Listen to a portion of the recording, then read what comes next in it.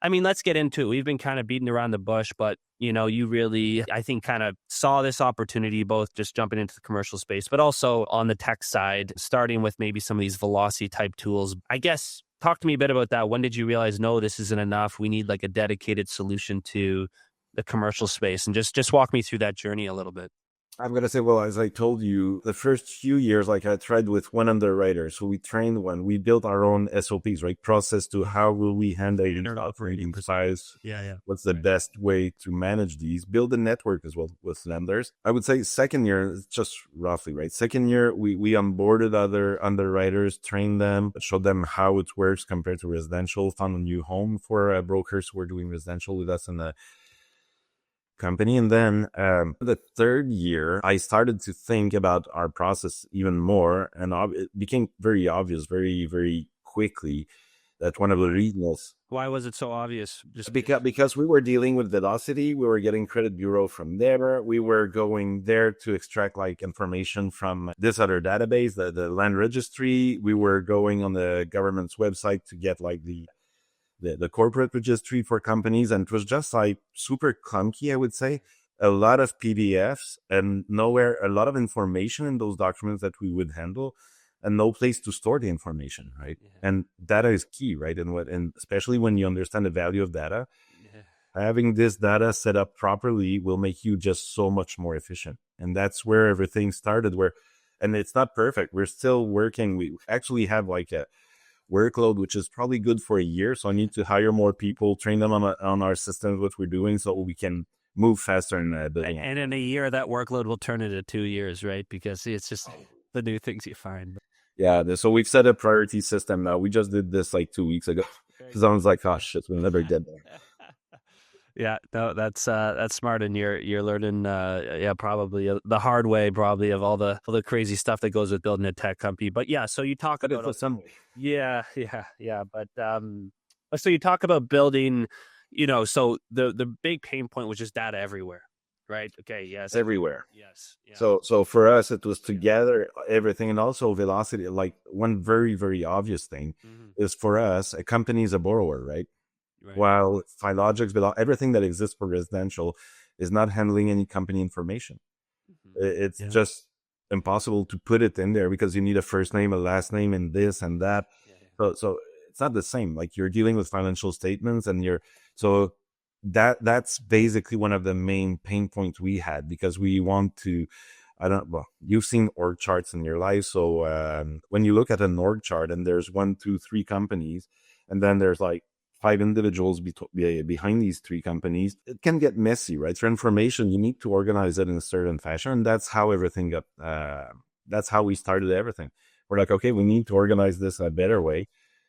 What's like for just the audience to understand, because I think a lot of people listening are kind of in the, residential, they do maybe 2, 3 borrowers. Sometimes they might have a numbered corp on it. And so, okay, they know how to deal with that. But yeah, I think where it gets really tricky is, when you might have, and you can tell me if this happens, you might have multiple companies, and in those companies could be owned by many individuals, or could those companies also be owned by other companies? Like, talk to me a little bit about, like, what's the most complex Companies can be owned by other companies, which could be owned also by a family trust in there. Oh, no. And then you have two, like a couple behind, and then you have 3 kids as beneficiary as well. So it gets really messy sometimes. I mean, it's fun, but I mean, you need amazing underwriters, and I'm lucky because mine are stellar. Yeah.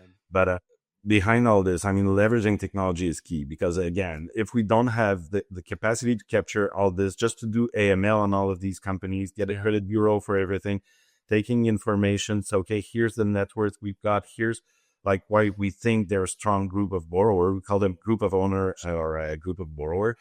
And just organizing this, we're not even talking about the type of properties and the 100 lease or 80 leases you'll get on a building. Just dealing with this ownership would be a good this deal. Very small segment. Yeah, exactly. Yeah, it's it's funny you said when you're talking about a company being owned by a company, being owned by a trust, being owned by a person with it.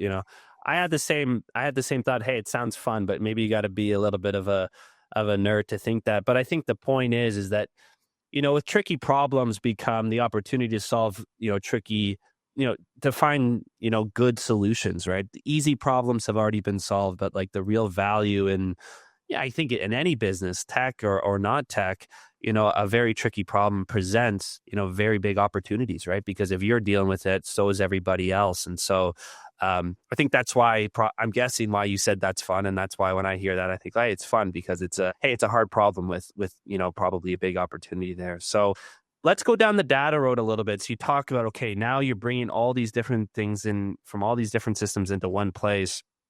Let's get into the magic word of seems like the decade, which is AI, right? So you said, okay, you're pulling PDFs from whatever different place, land registries, whatever it might be. How are you getting those data points into the system? Are you using AI? And I guess, yeah, just talk to me a little bit about where you're using these types of whatever it might be, models, this, that, AI to make these certain steps a little bit smoother. At the present time, I'm a mortgage brokerage company, right? That's what I run. Sure. So I've got to say we're limited tech companies when it comes to investment understanding.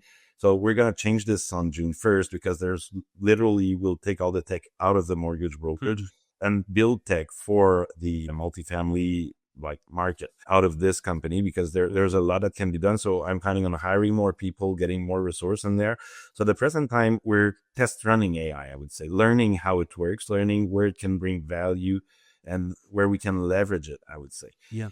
Documents a pretty good example. I mean, if you leverage AI with OCR, which is text recognition, right? Image and text recognition. So you can extract, say, from a tax account or from a company registry, all the shareholders, and then you can put their names and make sure that you have the right names on your own system and take that document and name it, say, for our group, it's going to be org chart, and then it draws the org chart automatically.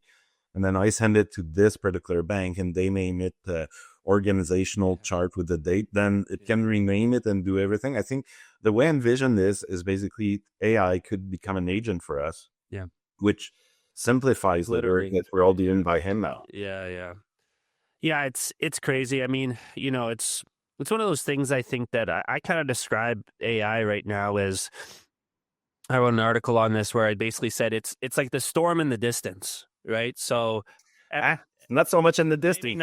Maybe not, right? But my point more, yeah, it's starting to get a bit cloudy, but point is everyone can see it and it's a bit storm and you kind of got to get ready. And maybe to your point, it's getting closer and closer every day. But I guess the point and bringing it back to what you're saying is that the best thing you can do right now, the storm maybe isn't here, maybe it's starting to get here, is get prepared, right? Start experimenting, get your umbrella out, see what actually is going to repel the rain and what's not, because now's the time to experiment so that when the storm's here, you're ready to go. Right, because I'm guessing you've interviewed a lot of people about AI and you need to train them, right? So when you start training an AI, you want to make sure you train it on something that will be useful for you and that you'll be able to basically leverage this investment you're making into making you more productive at the end.